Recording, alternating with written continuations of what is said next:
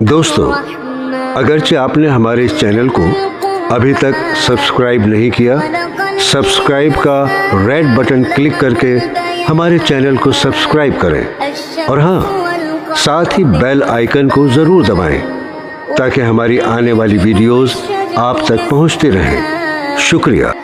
मेरे दीनी बहनों और भाइयों, अस्सलाम वालेकुम। सोनिक एंटरप्राइजेज दिल्ली ने इससे पहले आपके लिए तकरीर के 2 कैसेट पेश किए, टीवी अज़ाब कब्र और मरने के बाद क्या होगा।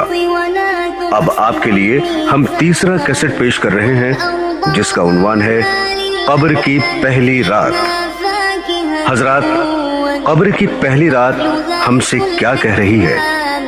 ए गाफिल, मेरे पेश आने से पहले मुझसे वाकिफ हो जा, वरना फिर बहुत पछताएगा। मैं वो रात हूँ जो हर एक को पेश आती हूँ। याद रख, तुझको और सबको अनकरीब पेश आकर रहूंगी। अपने पेश आने से पहले मैंने तुझे खबरदार कर दिया है।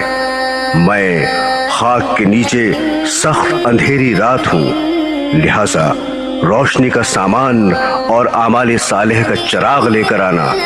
5 वक्ता नमाज, नमाज तहज्जुद, कुरान मजीद की तिलावत, अल्लाह और उसके रसूल सल्लल्लाहु अलैहि वसल्लम की पूरी फर्मा बरदारी करने और अपने नफ्स की मुखालफत करने से मेरे अंदर चिराग रोशन होगा। कर जमी के नीचे जाने की भी फिक्र, ऊंचे ऊंचे यहाँ तो बनवाए महल, रोशनी की कब्र का सामान कर, काम जो कर रहे हैं कर ले आजकल। हजरात ग्रामी, हुजूर नबी करीम सल्लल्लाहु अलैहि वसल्लम ने इरशाद फरमाया कि कब्र पर कोई दिन ऐसा नहीं गुजरता जिस दिन वो ये ऐलान नहीं करती कि ए आदम के बेटे, तू मुझे भूल गया। मैं तंगियों तन्हाई का घर हूँ, मैं कीड़ों का घर हूँ, मैं वहशत का घर हूँ।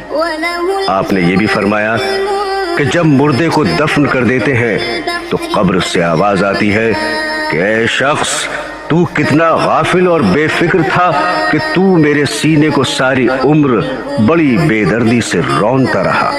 हालांकि तू ये जानता था कि तेरी आखिरी मंजिल मैं हूँ और मेरे अंदर कीड़ों की पनाहगाहें हैं।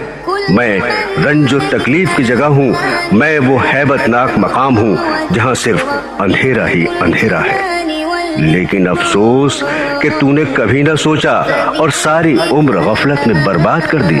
लिहाजा अब भी जाग जा, जरा ख्वाब गफलत से होशियार हो, न गाफिल हो, इतना खबरदार हो। मेरे दीनी बहनों और भाइयों, हम अपनी बदआमालियों की वजह से अपनी असल और आखिरी मंजिल को भूल गए।